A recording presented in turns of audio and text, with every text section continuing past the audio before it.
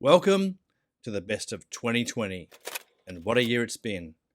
A lot of self-portraits this year, a lot of self-portraits. 2020 hit us pretty hard, but like all of us, I learned to adapt. In many ways, it gave me the chance to explore and try different concepts that will forever influence my journey. And this is a best of collection, so let's get into it. First in the studio was Tex. He needed some headshots and we banged him out like a pro. He's shaved his beard since then, so we'll have to do it again soon. And there's no such thing as just one session in my studio. This is Tom. Tom likes rope. And of course, you remember the amazing Tori. And this is Shibari, an ancient Japanese artistic form of rope bondage. This shoot got crazy. I can't even begin to describe what happened for the rest of the shoot, so I'm just going to leave it at that. Now, forgive me, but I have to do this. Say hello to my little friend. To be honest, this was the only time I've used this lens, apart from one other event, and we'll get to that soon. Next on the calendar was the Ballarat Beer Festival, my first big event, thanks to Rick. The biggest challenge was to get photos of people without their backs turned to me. I tried to capture the mood and got some fun group shots, and I really enjoyed taking pictures of the bands and loved the all access on stage. But let's not forget the hero of the event, the beer, and I didn't touch a drop all day. And finally, this great action shot. The very next day was the Steve Kerr Memorial Cup, hosted by the Standard Hotel. This is when the big guns came out. The 300mm telephoto lens and the continuous rapid fire at 10 frames a second. I'm pretty pleased with the results, but it took days to filter through the 1,000 plus images and to select the best ones and then edit them. I'm not complaining, that's just what it takes to get the shot. And that was the second biggest photography event of the year. A famous painter once said, "There are no mistakes, just happy accidents." And this was certainly one of those. I was revisiting an old project and tried to align 10 images in Photoshop. The alignment totally failed, but wow, look at me. Suddenly, I'm an artist. I recently bought a frame for this and will soon be mounting it on my wall. Then, this happened. We had no idea about how much the world was about to change. Looks like I might be inside for a while, so nothing left to do but to get out all of my gear at once and do a comparison test. Turns out there's not much difference between a $5 shoot-through umbrella and a $70 Octobox. Now that's not entirely true, as they each had their own unique uses, but it was an interesting experiment. Bored with looking at my own face, I turned to some product photography. I took the same approach as portraiture and aimed for a good clean shot. Lighting is everything. And I really started to lift my Photoshop editing game. The software was a little daunting at first, but an absolute requirement for good product photography. Then I expanded into interiors. There is so much going on in these photos than what meets the eye. It's insane. Crazy amounts of editing to look natural, aligning, warping, merging multiple images, or 2-hour-long exposures at night. Fun stuff.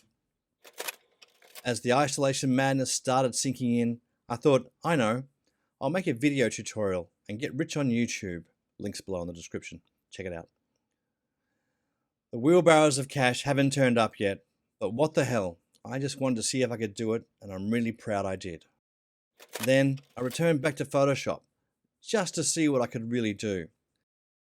Now I'm not sure when I'll ever use something like this, but you never know.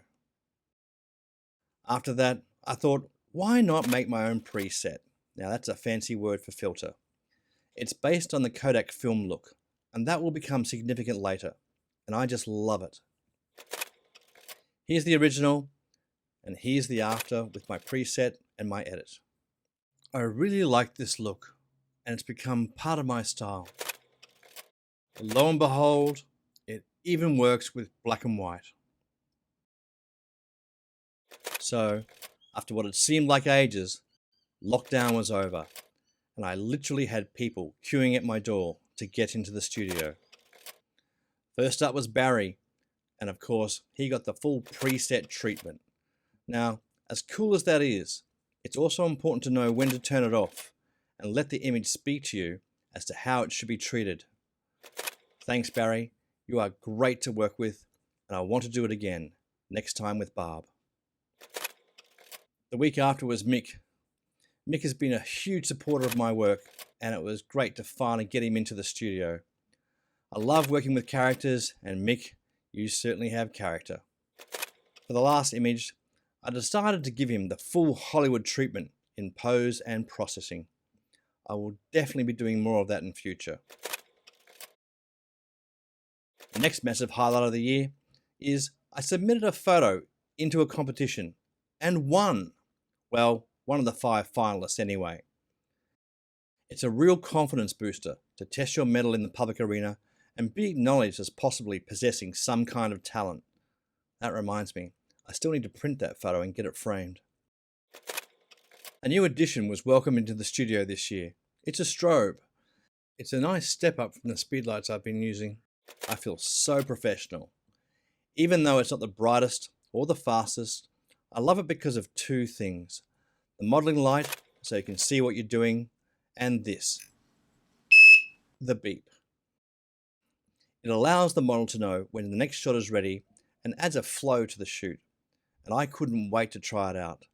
Luckily for me, the next guest in the studio was Tori. A photographer is nothing without a good model, and Tori is the best. Every shoot is better than the last. We went full Hollywood on this one. I've learned to allow plenty of time for our sessions. This one took all day, not only because of all the fiddling around on set and costume change, but just to talk and get to know the person I'm working with. And it becomes a real collaboration. For example, Tori saw the reflection of this photo from the monitor and suggested reversing the image. And the difference is very interesting, and for whatever reason, made this a better shot. Thanks, Tori. I've been flipping photos ever since, but just so you know, this is the only one it's worked on so far. Things were really picking up. 3 shoots in a month with more planned when lockdown 2, the big one. This time it's personal. Now is probably a good time to talk about gear. I only bought things I really needed, like stands, clamps, brackets and cables. And this little flash, which is also a remote trigger that makes it possible to control the speed lights from the camera. Again, very professional. Finally, I was gifted the most essential tool for any photographer, a good tripod. Thanks, Tex. So as lockdown sunk its teeth into us, I was sent a care package, a 6-pack of wine, the perfect models. My setup at times was a little too precarious with catastrophic consequences, but the goal was to take some lifestyle product shots. My props were limited, so I decided to focus on the wine. Product photography is technically complicated, extremely precise, and very time consuming. As fate would have it, that was something I would have in abundance. I allowed myself to take all day to get just one shot. And when you think you've got it, take one more, just to be sure. It has to be the hero shot, and you'll know it when you see it. Deep thanks to Indy and Chris for making this happen. By the way, the wine was delicious, and I hope to visit the vineyard soon. That brings us to the Silver Square project. It started out as a reaction to the sunlight one morning in my apartment. I picked up my little G5X compact camera, which just happened to be already configured in a square format, and snapped some photos, whacked on a filter, and we were away. The project ultimately took on a life of its own and demanded its own identity. The concept is simple: square format, Apple's Silvertone filter, and a minimal edit. My goal was to highlight the composition and contrast of the image. Mostly, a pair of photos matched in theme or in juxtaposition. For some reason, that filter combined with the G5X just works. I tried taking the same photos on my big camera or on my phone and apply the filter, but it simply didn't have the same effect. I liked the project because it was spontaneous and reactive, as opposed to pursued or sculpted images like my portrait and product work. And I needed a break from the studio. And it happened in an almost effortless fashion, just walking to the shops or the park or around the house with my little camera and my eye tuned to a new way of observing the world. I noticed a change in my thinking, no longer obsessed with the technical aspects and allowing the creativity to flow. It inspired me to start a second Instagram account with some real thought into the sequencing, much like a gallery. And I printed and displayed the photos so I could experience them daily, and ultimately self-publishing a mini book, the greatest achievement of the year, and it's tactile. Something I can hold in my hands, so satisfying.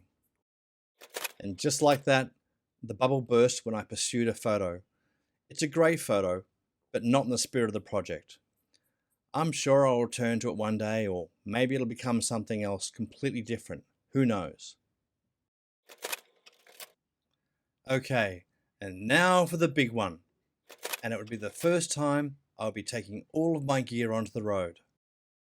Some friends of mine are starting a business and they needed some product and model shots for their website. After a bit of prototyping, we got set up. Then it's just a matter of getting that shot and doing it again and again and again. You get the idea. And then on to the models. Same deal.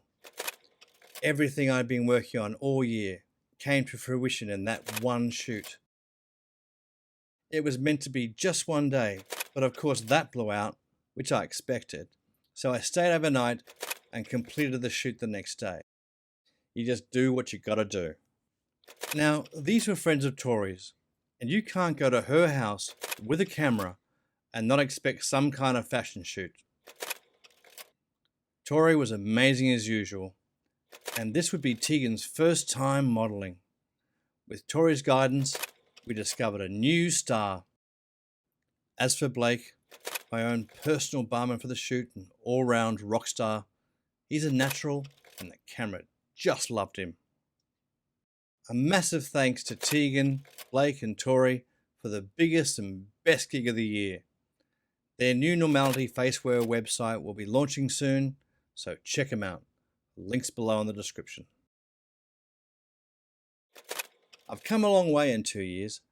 This is a comparison of one of my first shots to what I can do now. I notice a vast difference and know exactly how much I have achieved.